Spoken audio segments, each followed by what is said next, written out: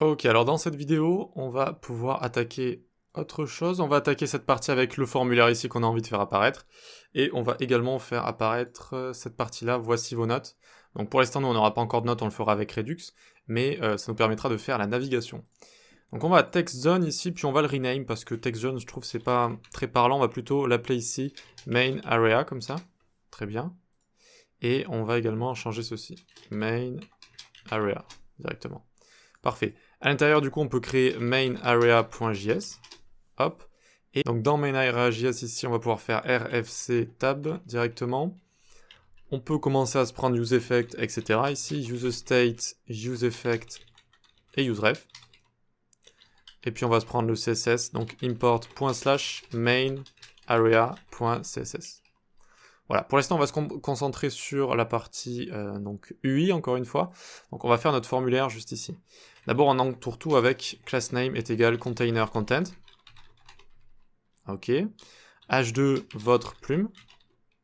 Voilà, donc là, c'est là où on va écrire nos différentes notes. Donc, on va avoir un formulaire qui est juste ici. Et on va commencer à créer nos différents labels et inputs. Donc, label HTML4 title, le titre. Un input juste en dessous, type texte, ID est égal title. Voilà, parfait. On peut se le copier directement et le coller en dessous. Et là, ce sera subtitle. Hop, ici, on va pouvoir marquer sous-titre. Parfait. Et on va également lier l'ID juste ici, subtitle. Ensuite, en dessous, on va avoir un label pour, ici, j'avais mis body. On peut mettre également text body, votre texte. Voilà. Et donc là, cette fois, ce ne sera pas un input, mais text area.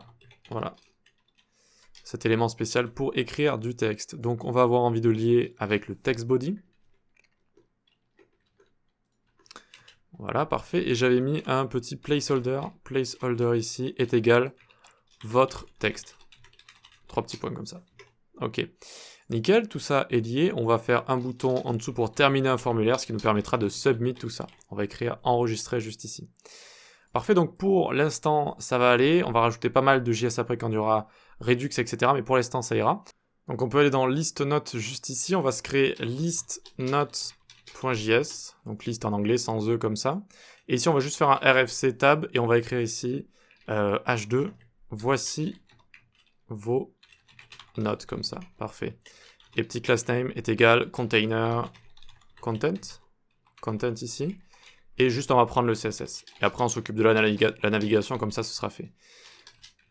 Hop, list note CSS. Parfait. Donc on peut ensuite aller dans notre app.js et importer à la fois main area from ./component/ main area et main area juste ici. Ok.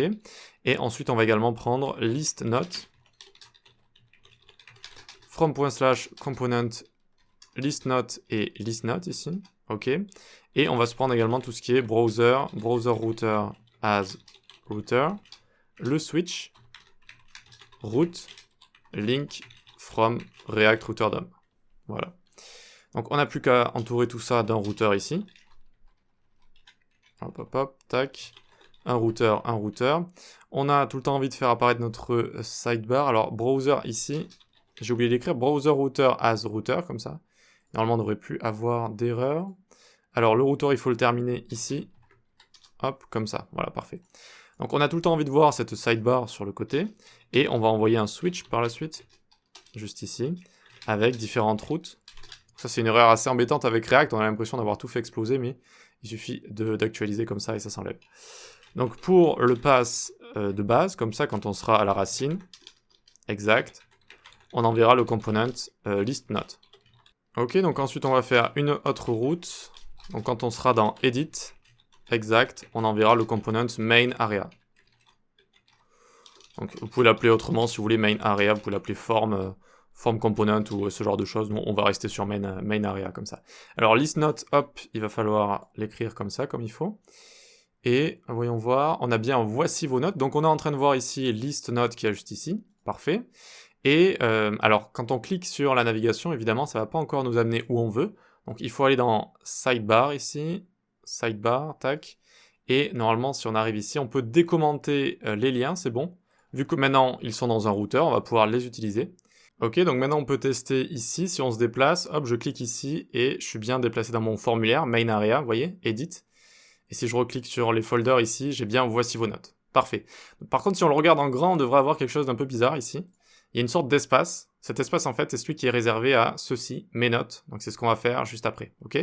Donc ici, si vous voulez, si on fait clic droit inspecter, et qu'on arrive ici, on voit que ici j'ai une width calc 100% moins 460 pixels.